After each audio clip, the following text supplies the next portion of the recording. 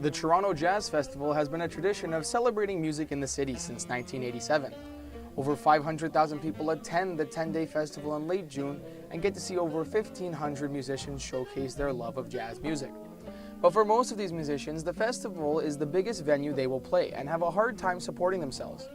The average jazz musician earns $23,300 a year, which is less than what a full-time minimum wage worker makes, according to Narcity.com. And with the average cost of living in Toronto at $32,885 per year, the majority of jazz musicians struggle to make ends meet. Many musicians have second jobs to help keep a steady income, as paid performances, or gigs, are hard to come by and are not very consistent. When they do perform, they have to rely on the support of their fans with tips or donations for their shows, and that may not be enough. But for most of these musicians, it's never been about the money. They are just happy that they get to do what they love.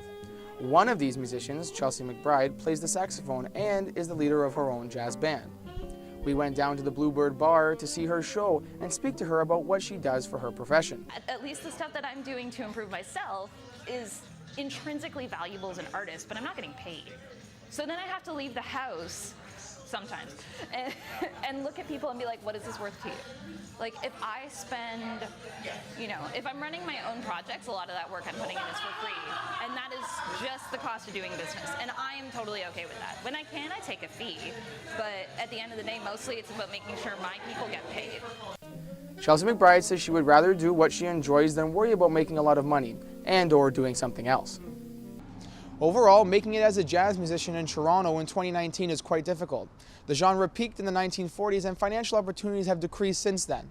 But money is the last thing on these musicians' minds. Overall, they just love playing the music and entertaining an audience that enjoys it.